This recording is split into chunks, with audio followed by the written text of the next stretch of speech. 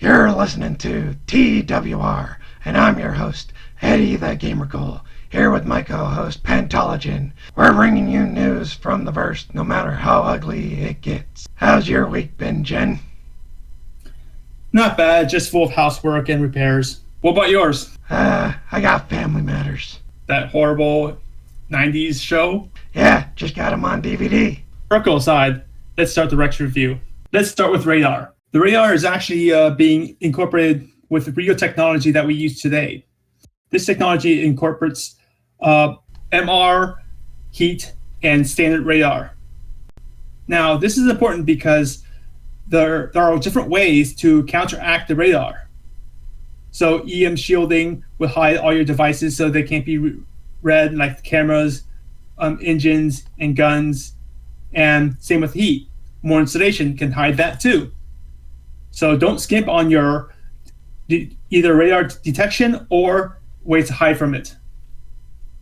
Now, this isn't a foolproof plan because you could be also pinged now. The ping will actually have a mini game involved where that you get searched. Now, if you get the mini game, you know who's where. Failing a ping will result in a radar blindness for a short period of time. Now, radar is going to be very important in the next few iterations because it's going to help you in your careers, whether you're looking for medals as a miner, scavenging, or bounty hunting. For now, right off the bat, radar and scanning are one and the same, but in the future, they're going to be separate entities. You have to find the ship before you can scan them and know that you're either carrying or who's carrying it. Scanning will include people, cargo, and precious metals. Moving on to the new Vanguard Hoplite. Paul tells us about the new Vanguard dropship variant for Squadron 42 and the painstaking task of shredding the insides to fit seats and cargo room, along with extending the wideness of the ramp. However, the Hoplite did keep the same weapon payload as the Warden, making this dropship a formidable tool for the UEE.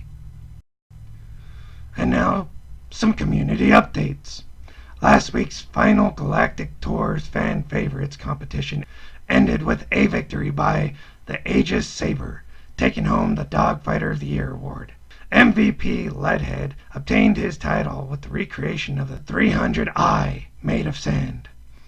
And not even Mother Nature could stop this geo-engineer at completing his work of art.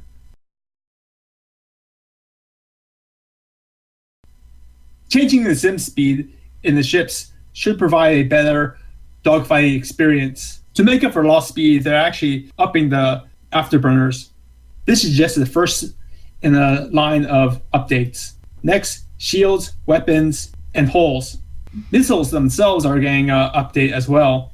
Currently, missile racks are locked to the ship itself, but Star Citizen wants to change this up by adding it as a mod so you can change the different missile sizes and how many you can carry.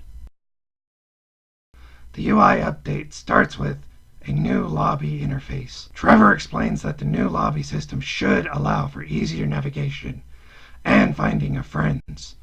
With the Star Marines, you'll be able to customize your Marine, allowing for unique loadouts for each player and or faction.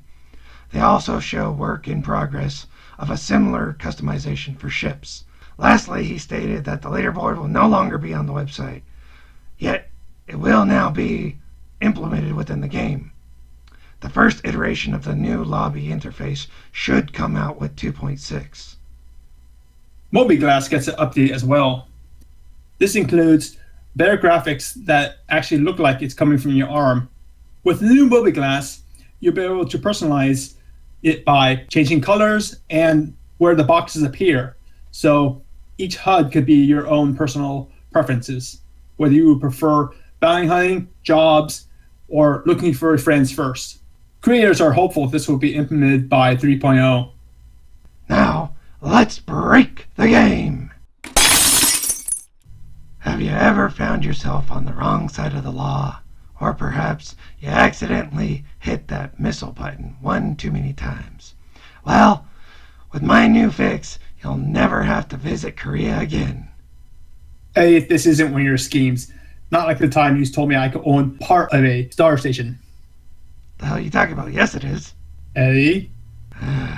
Well, with this new quote-unquote bug, we found gaining the mark can easily be fixed by entering Area 18, then returning to Crusader. Unfortunately, it doesn't always work. Your mark will be removed and port security won't attack you, but you'll still wake up in hex sometimes. Yeah, or if you're just lucky as SOB like me, it'll work all the time. Who do you bribe? That's none of your business. Now on to long odds. Oh, I know what I'm looking forward to. How about you? I'm looking forward to the radar. This should be interesting because I do want to see a counter radar, maybe drop off buoys that can mix up signals. You mean a false beacon? Yeah, you can do a false beacon that just shoots out signals, different heat signatures, and stuff like that to screw up radar, making the person with the little mini game have to really work for it. Yeah, that sounds interesting. That and I believe RTV had said something along the lines about you might be able to overclock certain things to make it look like you're larger than you really are. So even though your cross section might show up whatever you really are, if you're going back and forth, this was an example they used, if you're going back and forth switching on and off your shields, it could fluctuate a heat signature to make it, or energy signature, sorry, to make it look like you're a lot bigger than you really are. So people might assume you have a hull that can, make it look like you're smaller, but your energy pulse is bigger, so they can become afraid or become interested. It's really going to be interesting to see what people take on that. Well, back to the buoy one, I'm also thinking you can actually implement different ships there too. So you could be seen as a fleet, or if you can't afford protection, you can make it look like you can. The only thing is like I said, the cross-section thing. Once they hit you with the cross-section, it's going to be able to tell it's a small little buoy. But that should give you enough time to get the hell out of there. Oh, I agree. If they've got 5 things pop up and 4 of them are buoys, they have to still go through each one to see what the cross-section was. They can counterbalance the spy, making them expensive to use. I mean, a reusable distraction could be nice, but I mean, I'm pretty sure they're going to make you pay each time. Oh yeah, definitely. The other part to that is the scanning. I really want to see the modules they make to help protect against scanning. I'm more of that kind of person who hides stuff in his ship. That's not. Why am I not surprised? Hey, she asked to be transferred. Don't tell me. This is not yours. You were just holding it for a friend. How'd you know? Remind me never to call myself your friend. Well, the other thing is the Mobiglass. I'm really looking forward to the Mobiglass customization. It reminds me of the Pip-Boy customization in Fallout 4. You got that, you got the fact that you're going to be able to set it up. I want to see what else you can do with it. I want to see what else players are going to do with it. Now that should be interesting too, because I really do want the journal in there and other contacts that they promised in there. That should make the game a lot easier to navigate. Well, one thing I'm really looking towards is when they implement it onto the phone. They make the app for the phone so you can always have access to in-game stuff that's going on, even if you're not in-game. That would be interesting. I think I heard something about them doing market stuff as well. Yeah, they definitely talked about that in the past. I think that wraps it up for this episode. Crazy, but that's how it goes. Millions of people are hitting that like and subscribe button and leaving comments below. Thanks for listening, citizens.